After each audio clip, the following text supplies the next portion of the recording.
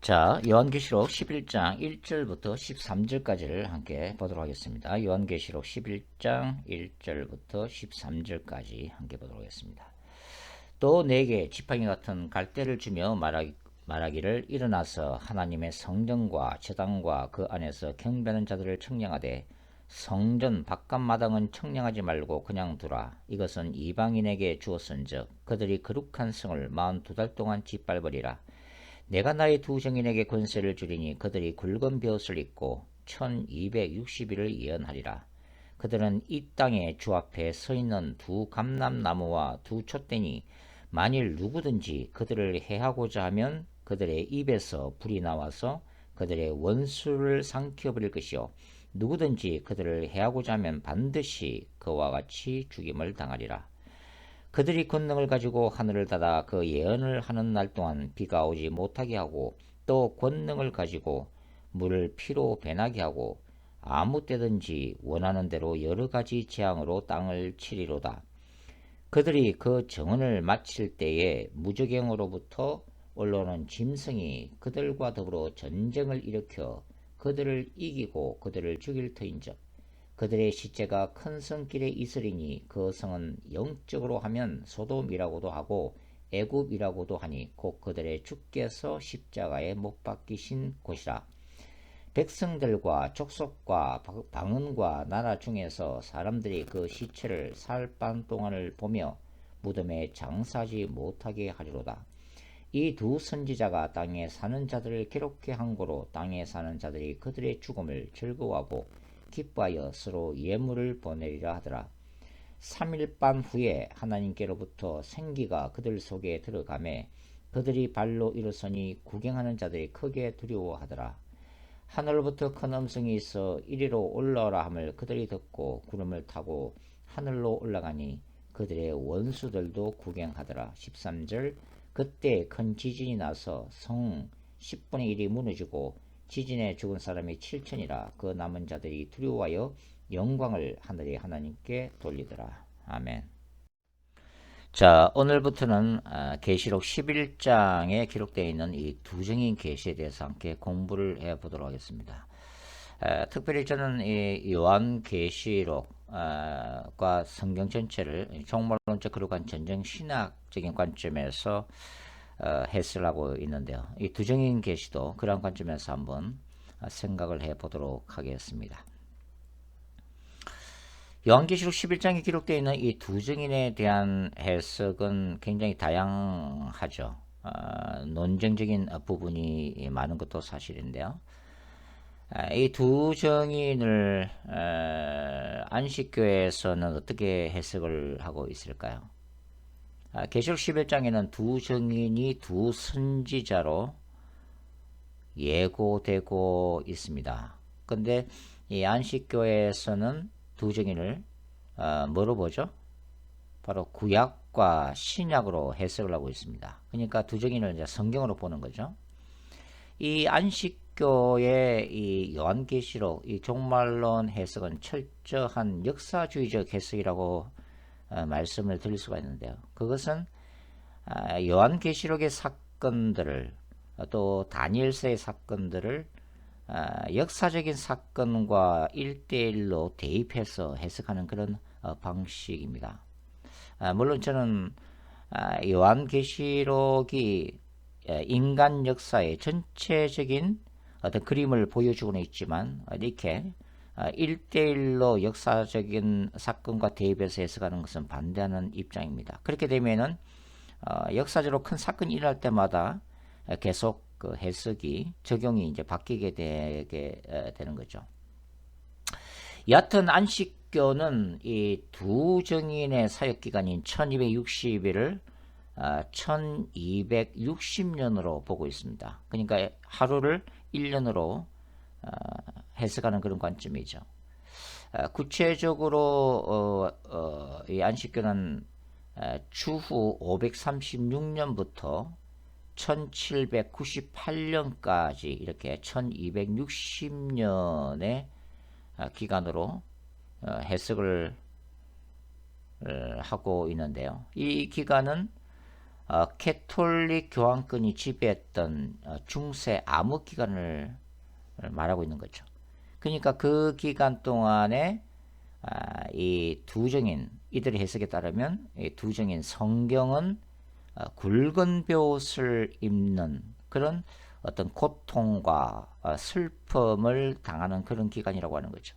그러니까 이 중세 암흑 기간에는 이 성경 해석이 사제들에게만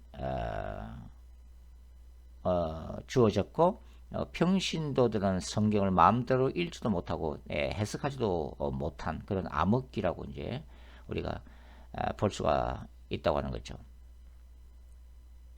그래서 안식교는 이 무적행으로부터 올라오는 짐승에 의해서 두 정인이 죽임을 당하고 시체가 방치되는 이 3일 반, 그러니까 3년 6개월로 이제 해석을 하고 있는 거죠.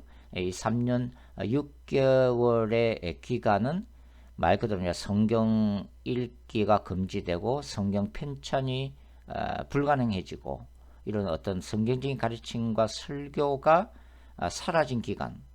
그래서 이 안식교에서는 이 무신론이 극에 달했던 프랑스 혁명 역사 중에서 짧은 기간 동안에 이 예언이 성취된 것으로 그렇게 간주를 하고 있습니다.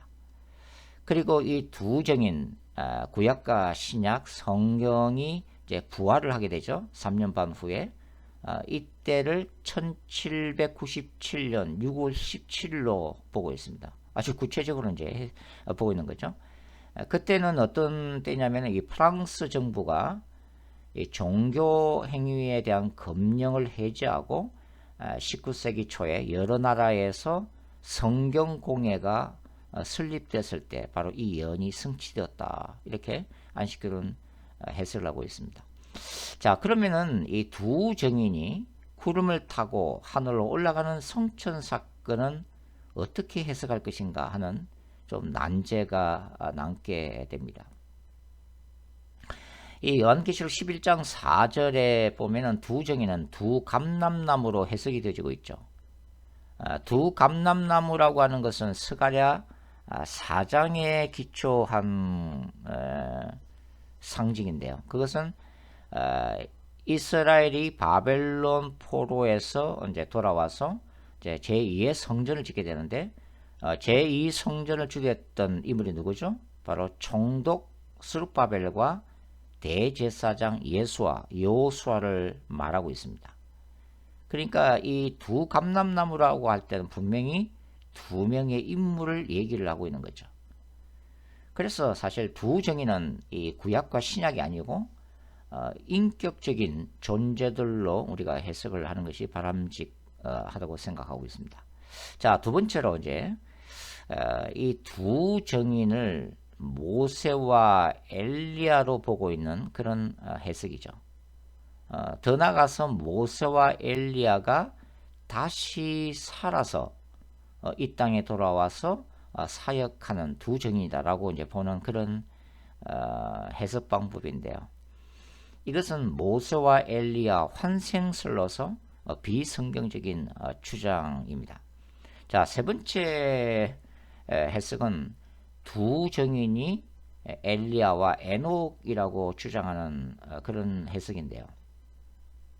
자, 엘리야와 에녹은 죽음을 보지 않고 하늘로 승천한 성경 속의 인물들이죠. 자, 이 두 정인이 엘리야와 에녹이 다시 이 땅에 와서 두 정인으로 사역하게 될 거라고 하는 이런 분들의 이제 해석에 따르면 바로 히브리서 9장 27절을 그 근거로 이제 주장을 합니다. 히브리서 9장 27절이 어떤 구절이죠? 자, 읽어드리겠습니다. 한 번 죽는 것은 사람에게 정하신 것이요 그 후에는 심판이 있으리라. 자, 이것이 이제 히브리서 9장 27절이죠.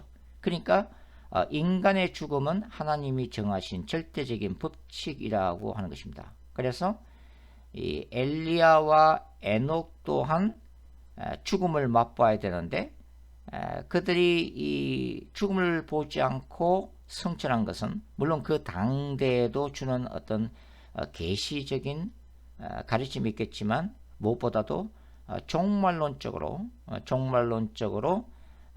마지막 때에 이들이 두 증인으로 다시 와서 죽음을 당하고 부활한 다음 승천해야 할 이유라고 이제 주장을 하고 있는 것입니다.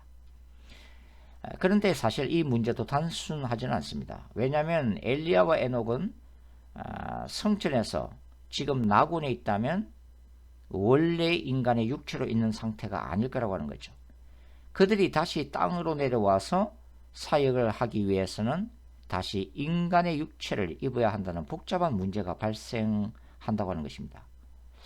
만일 어느 누군가가 이 창세기 18장의 얘기를 이제 꺼낼 수도 있겠죠. 거기 보면은 세 천사가 소돔과 고모라를 심판하기 전에 누구를 방문해요? 아브라함을 방문하고 있죠. 그런데 이 아브라함이 이들을 접대하기 위해서 떡을 준비하고 요리를 준비하는데 이 세 천사가 이 요리를 먹는 장면이 등장이 되고 있습니다. 그러니까 이 세 천사는 영적인 몸, 영체를 입고 온 게 아니라 인간의 모습으로 등장했다고 하는 거죠. 인간의 육체를 입고 있음을 의미하고 있다고 하는 것입니다. 그러니까 천사가 인간의 육신을 입고 오듯이 엘리야와 에녹도 다시 인간의 육체를 입고서 오지 않겠느냐라고 이제 추정할 수도 있는 거죠. 그러나 그럼에도 불구하고 여전히 설득력이 약하다고 하는 것입니다. 저는 인간이 이 땅에 태어나서 죽는다는 것이 어떤 절대적인 법칙이라고 표현하기보다는 저는 일반적인 법칙이다라고 보고 있습니다. 그리고 이 엘리야와 에녹이 성천했던 이 사건을 예외적인 어떤 법칙으로 보고 있는데요. 우주 만물이 움직이는 이 법칙이 이제 일반적인 법칙이죠. 예를 들어서 봄이 오면 여름이 오고 여름이 오면 가을이 오고 가을이 오면 겨울이 오는 것이 일반적인 법칙이죠. 그리고 물이 위에서 아래로 흐르는 것도 일반적인 법칙입니다. 이것은 하나님이 이 창조 세계인 피조 세계를 다스리기 위해서 정하신 법칙이라고 하는 거죠. 그런데 이러한 우주의 일반적인 법칙을 거스르는 하나의 예외적인 법칙이 있습니다. 그것이 바로 기적이라는 거죠. 이 기적은 자연 법칙을 거스르는 하나님의 특별하신 개입이죠. 저는 이 기적을 이 총말론적 거룩한 전쟁 신학에서 특별히 이제 구약의 전쟁 신학에서 하나님이 이스라엘을 위해서 전쟁하시는 하나님으로서 기사와 표적을 일으키는 사건으로 이미 설명을 드린 바가 있습니다. 결론적으로 이 엘리야와 에녹이 인간의 육신을 다시 입고 와서 두 증인으로 사역하는 것은 여전히 설득력이 약하다. 그렇게 저는 보고 있습니다. 자, 네 번째로 또 어떤 분들은 이 두 증인이 한 사람은 유대인이고 한 사람은 이방이라고 주장하기도 하는데 성경에는 그렇게 구체적으로 명시되어 있지 않습니다. 하나의 추측인 셈이죠. 제가 예전에 그 박두환 교수님의 소논문을 읽어본 적이 있습니다. 두 증인에 대한 전성사적 연구라고 하는 제목을 가진 소논문이 있는데요. 여기서 우리 이제 박 교수님은 1세기 이 요한계시록을 받아 읽었던 수신자들 입장에서 이 두 증인의 이미지는 이미 초대교회에서 순교한 이 야고보와 스데반을 연상시킨다는 주장을 담고 있는 그런 소논문이었습니다. 어느 정도 일리는 있지만 그러나 이 계시록 11장 전체에 나타난 두 증인의 이미지로 볼 때는 굉장히 단순한 그런 해석이라고 저는 생각합니다. 왜냐하면 두 증인의 이미지는 굉장히 복합적이라고 말씀을 드릴 수가 있는데요. 제 첫 번째 책 두 증이 온다라는 책에서 이미 이제 말씀을 드린 바도 있지만 그리고 이제 앞으로 구체적으로 하나씩 살펴보겠지만 이 두 증인의 이미지는 복합적인데요. 그것은 말라기 3장과 4장에만 기초해서 보면 바로 두 증인의 이미지는 세례 요한의 이미지를 가지고 있습니다. 그리고 스가랴 3장과 4장에서 볼 때는 이 두 증인은 어떤 이미지를 가지고 있다고요? 스룹바벨과 여호수아의 이미지를 가지고 있는 거죠. 그리고 계시록 11장의 두 증인은 예레미야의 이미지도 가지고 있습니다. 그리고 모세와 엘리야의 이미지도 들어와 있죠. 더군다나 이 두 증인이 육체적 죽음을 당하고 부활해서 성천한다고 하는 이 모티브는 바로 뭐예요? 바로 우리 주 예수 그리스도의 이미지가 들어와 있다고 하는 거죠. 그러니까 이 순교자의 이미지로만 보면은 그것은 부족하다, 그렇게 말씀을 드릴 수가 있습니다. 그 다음에 여섯 번째, 두 증인이 14만 4천이라고 하는 주장도 있습니다. 뭐 이렇게 이제 주장하시는 분들은 문자적인 의미보다는 상징적인 의미로 이제 보고 있는 거죠. 왜냐하면 문자적으로 둘이라는 숫자와 14만 4천이라는 숫자는 분명히 다르기 때문입니다. 자, 요한계시록에서 이 두 증인과 14만 4천이라는 이미지의 공통점은 뭐예요? 요한계시록에서 그것은 짐승의 수를 이기고 환란을 통과하는 순교자들이라고 하는 공통점이 있다고 하는 거죠. 그러나 두 증인이 곧 14만 4천이라기보다는 14만 4천이 두 증인의 영성을 소유한 종말론적인 신자다라고 보는 것이 더 낫다는 것이 저의 개인적인 해석입니다. 그 다음에 이제 이단들의 주장이 있죠. 뭐에서 신천지 이만희가 두 증인 중에 한 사람이라고 한다든지, 또 이미 사망한 천부교 박태선 교주의 주장처럼 자기가 두 감람나무다라고 주장하는 이런 말도 안 되는 그런 주장들이죠.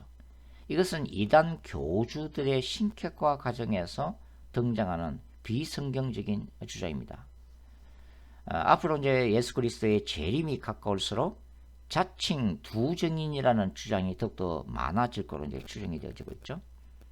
그 다음에 이제 마지막 해석을 한번 간단하게 한번 생각해 볼 텐데요. 그것은 개혁주의 학자들의 가장 보편적인 주장입니다. 그것은 두 증인은 상징적인 의미로서 교회를 의미하고 있다고 하는 주장이죠. 요한계시록의 권위자인 이 그레고리 빌의 추측을 보면은 바로 이러한 주장을 하고 있다는 것을 알 수가 있습니다. 그리고 이제 그레고리 빌은 이 두 증인이 굵은 벼옷을 입고 예언하는 이 1260일을 문자적인 의미가 아니라 바로 상징적인 의미에서 해석하고 있죠. 그것은 초대 교회부터 재림 직전까지의 교회 시대를 상징하고 있다는 주장입니다. 그리고 이 대부분의 복음주의 설교자나 이 요한계시록 해석가들은 계시록 11장의 두 증인을 이러한 신약 시대의 역사 속에서 교회가 박해와 고난을 받았음을 함축적으로 말해준다고 주장을 하고 있습니다. 이렇게 이제 두 증인을 교회 공동체로 해석하는 것은 가장 무난한 해석으로 받아들여지고 있음도 주지의 사실입니다. 그러나 그럼에도 불구하고 전체 교회가 짐승에 의해서 죽임을 당하고 부활해서 성천하는 것을 어떻게 이해해야 하는가 하는 것은 여전히 논쟁적이라고 말씀을 드릴 수가 있는데요. 사실 교회는 건물이 아니라 뭡니까? 성도들의 모임이잖아요. 또는 약간 다른 각도에서 신약 시대 동안 전체가 아닌, 전체 교회가 아니라 각 지역의 교회 공동체가 이 짐승에 의해서 끊임없이 죽임을 당하고 부활하고 성천했다고 해석할 수 있는가 하는 것입니다. 저는 그렇게 해석하지 않고요. 계시록 11장에 사실은 이 짐승이라는 단어가 처음으로 등장하게 되죠. 그리고 사도 요한은 이 짐승이 계시록 13장 1절에서 조금 더 이제 구체적으로 설명하기 시작하는데요. 계시록 13장 1절을 보시면 내가 보니 바다에서 한 짐승이 나오는데 뿔이 10이요 머리가 7이라 그 뿔에는 10왕관이 있고 그 머리들에는 신승모독하는 이름들이 있더라라고 얘기를 하고 있죠. 그리고 이 요한은 이 바다에서 나오는 그 한 짐승, 그 한 짐승의 배후에 누가 있어요? 바로 용으로 상징된 사탄이 있다는 것을 계시록 12장에서 먼저 언급을 하고 있죠. 그래서 저는 이 계시록 12장과 계시록 13장을 떼어놓을 수 없는 하나의 환상으로 보고 있습니다. 그리고 계시록 12장과 13장은 바로 초대교회부터 종말론적인 짐승, 즉 그리스도의 박해 시대를 동시에 보여주고 있다고 저는 해석을 하고 있습니다. 그리고 이 계시록 11장의 두 증인을 죽인 짐승은 나중에 이제 계시록 19장 읽어보면 19장이 뭐죠? 예수 그리스도의 재림장이죠. 여기 보면은 바로 그 짐승이 재림하신 예수 그리스도에서 심판을 받는 장면이 등장이 되어지고 있는데요. 계시록 19장을 잠깐만 보겠습니다. 요한계시록 19장 19절부터 한번 읽어보죠. 또 내가 보매 그 짐승과 땅의 임금들과 그들의 군대들이 모여 그 말탄 자와 그의 군대와 더불어 전쟁을 일으키다가, 이것이 이제 그 하나님이 예수 그리스도를 통해서 일으키시는 재림사건, 종말론적 거룩한 전쟁에서의 결과죠. 20절 짐승이 잡히고 그 앞에서 표적을 행하던 거짓 선지자도 함께 잡혔으니 이는 짐승의 표를 받고 그의 우상에게 경배하던 자들을 표적으로 미혹하던 자라. 이 둘이 산채로 유황불 붙는 못에 던져지고 그 나머지는 말탄 자의 입으로부터 나오는 금의 죽음의 모든 새가 그들의 살로 배불리더라. 그러니까 이 짐승, 이 종말론적인 짐승은 뭡니까? 예수 그리스도의 재림 사건에 의해서 영원한 불못으로 던져지는 종말론적인 심판을 받고 있는 거죠. 물론 이 짐승은 1세기의 상황에서 보면 뭡니까? 로마 제국의 도미티안 황제를 상징하고 있는 거죠. 그러나 다니엘서나 요한계시록이 뭡니까? 묵시문학이면서 예언서이고, 이러한 예언이라고 하는 것은 뭡니까? 눈앞에 보는 사건을 예고하고 있으면서 종말론적인 사건을 동시에 포함하고 있다는 이 이중예언적인 기법으로 기록되었다는 것을 볼 때, 바로 이 짐승은 1세기의 로마 황제, 로마 제국을 상징하면서 마지막 종말론적인 짐승, 즉 그리스도를 동시에 예고하고 있다고 하는 것입니다. 그래서 저는 이 그레고리 빌과 같은 기업주의 이 요한계시록 주석가들처럼 이 두 증인을 초대교회부터 그리스도의 재림 직전의 교회 시대에서의 이 교회 공동체가 받는 어떤 박해 사건으로 보지를 않고 그리스도의 재림 직전에 나타날 두 선지자로서의 두 증인으로서는 보고 있습니다. 그러니까 계시록 11장의 사건은 미래적이고 종말론적인 사건이라고 하는 거죠. 계시록 11장의 사건에 대해서 또 어떤 해석가들은 굉장히 또 재미있는 해석을 하고 있습니다. 그것은 뭐냐면 이 환란 중간기에 두 증인으로 상징된 성도들이 부활해서 휴거하는 것을 의미한다, 이렇게 이제 주장을 하기도 하는데요. 그러나 사실 성경 속에서 성도들의 휴거는 그리스도의 재림과 동시에 발생하는 이례적인 사건입니다. 그게 이제 데살로니가 전서 4장에서 사도 바울께서 의미하시는 바로 말씀이죠. 그러니까 세대주의 종말론에서의 주장도 마찬가지지만 여러분의 휴거는 비성경적이라고 말씀을 드릴 수가 있습니다. 자, 결론적으로 저는 이 계시록 11장의 두 증인은 기본적으로, 그리고 가장 좁은 의미에서 볼 때는 바로 예수 그리스도의 재림을 준비하는 두 명의 종말론적인 선지자라고 해석하는 것이 타당하다는 그런 관점입니다. 자, 이제 이 계시록 11장의 두 증인 사건에 대해서 우리가 이 성경 신학적인 관점에서 또 성경 해석학적인 관점에서 그리고 요한계시록의 전체 문맥과 구조를 바탕으로 해서 특별히 저는 이 종말론적인 거룩한 전쟁 신학적인 관점에서 좀 더 이제 구체적으로 이제 하나씩 공부를 해보도록 하겠습니다. 자, 다음 시간에 뵙겠습니다. 감사합니다.